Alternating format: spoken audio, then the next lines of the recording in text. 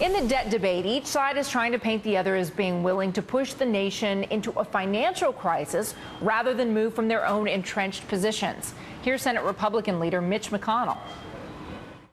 Now, I have a question for those senior advisors.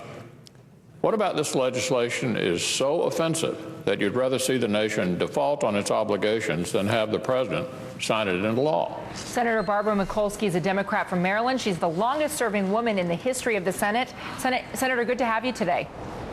I'm happy to be talking to you. It's very intense here. I'm sure it is. I just wanted to ask your view. Do you see the president as being unwilling to capitulate or compromise? Well, what I'm not going to talk about where the president stands. We need to talk about where we stand in the Senate. We need to be able to come together to agree on a plan that will make sure we do not default and that we do it in a way that makes sure that we do not downgrade our credit rating. It is Congress that needs to vote on a plan. Congress needs to have a framework. And I can tell you right now, Contessa, there's two kinds of senators here.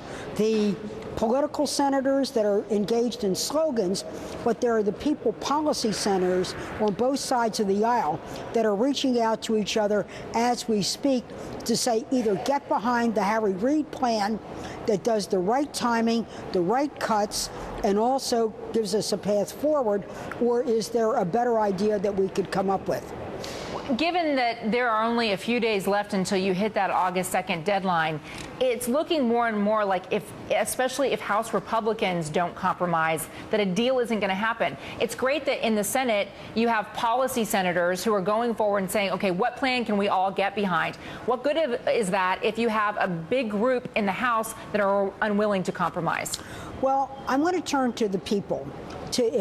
First of all, we cannot fail and we cannot falter, because if we do, it'll do irrevocable damage to our country and to the American people.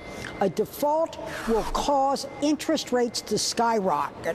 And I would say to the Tea Party crowd in the House, if you don't want a tax on America, you don't want a default. A default will be, by raising interest rates, a tax by proxy on the American people. Variable rate and mortgages will go up, car loans, student loans. But Mitch McConnell, Senator, was putting that on the president, saying that if he vetoes, for instance, the Boehner bill, if the Boehner bill goes through the House, if they can get it through the Senate and the president vetoes it, then it would be the president then forcing a default and a downgrade. We'll get to the president when we can get through a bill on both sides of the aisle.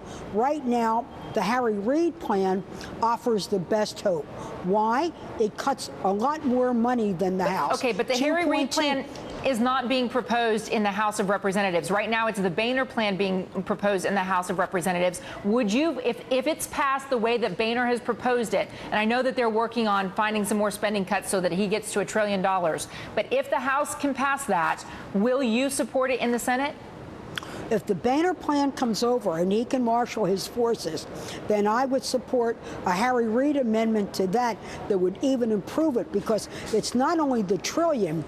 We have to have enough money to give confidence in those who rate the creditworthiness of the United States of America, that we're serious about cuts and we're serious about reform, which is our path forward with this joint committee. Senator, have you ever seen a divide like this in your more than 20 years serving in the Senate? No, and I know you just had the firefighters on from New York. My heart goes out to their situation.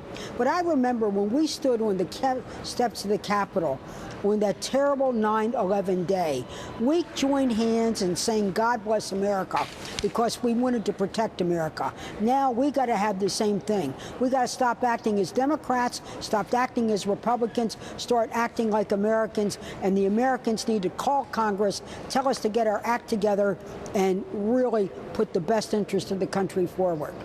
Senator Mikulski, it's so good to talk to you today. Thank you so much for your time. Talk to you soon.